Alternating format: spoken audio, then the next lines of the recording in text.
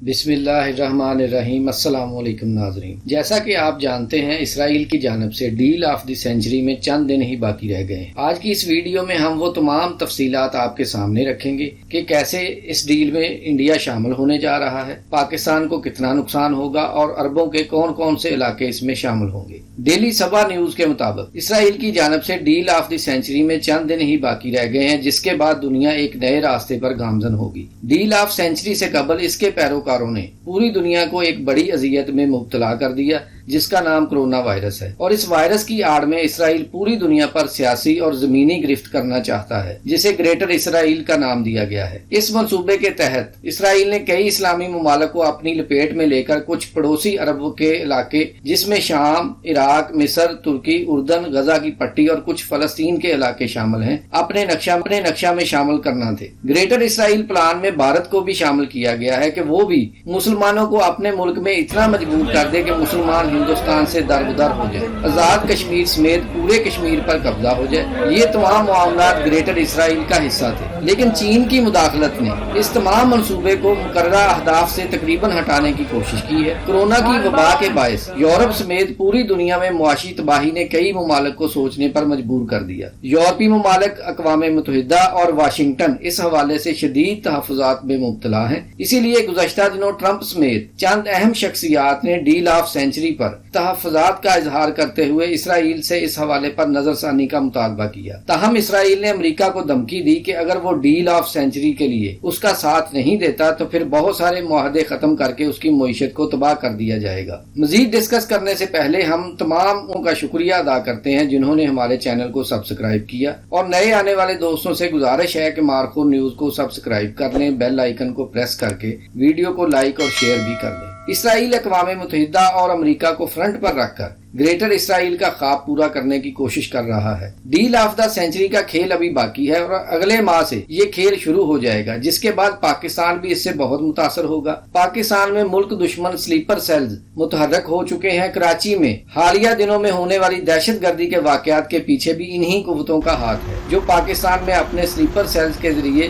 بلوچستان، کراچی اور فاٹا میں بد امنی پھیلانا چاہتی ہیں۔ گزشتہ سال اور پھر گزشتہ ہفتے میں پاک فوج کی جانب سے گرفتار کیے گئے سینکڑوں دہشت گردوں کو پشاور ہائی کورٹ نے رہا کر دیا۔ یہ وہ لوگ ہیں جنہوں نے پاکستان میں معصوم شہریوں کا قتل عام کیا، اور عدالتوں نے ان دہشت گردوں کو رہائی دلا دی ہے۔ عدالت سے رہا ہونے والے دہشت گردوں کی اکثریت وانا، فاٹا، شمالی اور جنوبی وزیرستان میں ایک بار پھر پاک فوج کے خلاف سرگرم عمل ہو چکی ہے، جبکہ بلوچستان میں BLA کو متحرک کر دیا گیا ہے۔ حالانکہ اقوام متحدہ نے BLA کو دہشت گرد قرار دے رکھا ہے، لیکن اس کے باوجود عالمی طاقتیں اسے استعمال کر رہی ہیں۔ دوسری جانب کراچی میں سندھو دیش کا ایک بار پھر نعرہ لگایا گیا۔ پیپلز پارٹی MQM نے اپنے عسکری سلیپر سیل دوبارہ اندرون خانہ متحرک کر دیے ہیں۔ اگر خدا نہ خواستہ بھارت اور پاکستان کے درمیان جنگ ہو جاتی ہے تو یہ سلیپر سیلز مکتی باہنی کا کردار ادا کریں گے۔ پاکستان کی سیاست میں بہت جلد بڑا کھڑاک ہونے جا رہا ہے۔ عالمی مصالحت کار نے کہا کہ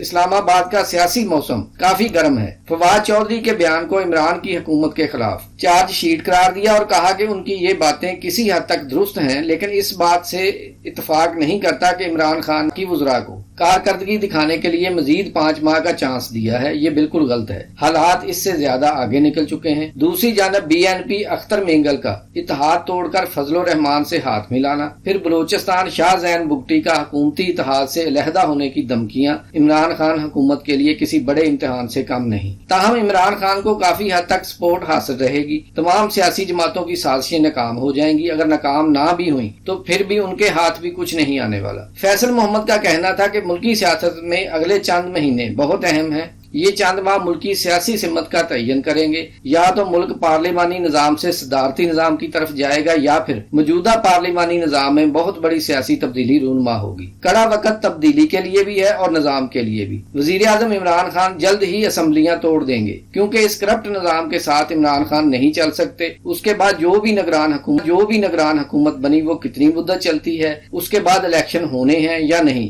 یہ فیصلے عالمی حالات کے پیش نظر کیے جائیں گے۔ لیکن مسلم لیگ نون اور پیپلز پارٹی کی دوبارہ سیاسی سطح پر کامیابی نظر نہیں آتی۔ جہانگیر ترین، شاہ محمود قریشی، اسد عمر، موجودہ وزیر اعلیٰ عثمان بزدار، چودھری برادران، گورنر پنجاب چودھری سرور، پرویز خٹک اور دیگر بہت سارے تحریک انصاف کے عہدیدار اس کھیل کا حصہ رہے ہیں۔ مرحوم ڈاکٹر اسرار احمد احادیث کی روشنی میں بتایا کرتے تھے کہ گریٹر اسرائیل بنے گا، مسلمان ممالک بھی ہمارے ہاتھ سے نکلیں گے۔ ان میں عراق، اردن، ترکی کے علاوہ سعودی عرب کا شمالی حصہ بھی شامل ہے۔ البتہ مدینہ منورہ پر یہودیوں کا قبضہ نہیں ہو سکے گا، ان کا منصوبہ باذن اللہ پورا نہیں ہوگا، یہ اللہ کا انتظام ہے۔ اور اللہ کے آخری رسول صلی اللہ علیہ وآلہ وسلم نے اس بارے میں واضح ارشاد فرمایا ہے۔ حضور پاک صلی اللہ علیہ وآلہ وسلم کی حدیث پاک کے مطابق یہ ایسا خوفناک وقت ہوگا کہ جس کے 1000 بیٹے ہوں گے تو ان میں سے 999 ختم ہو جائیں گے اور صرف ایک بچے گا۔ فرمان عالی شان ہے کہ اتنی بڑی جنگ ہوگی، اتنی خون ریزی ہوگی کہ پوری زمین لاشوں سے اٹ جائے گی،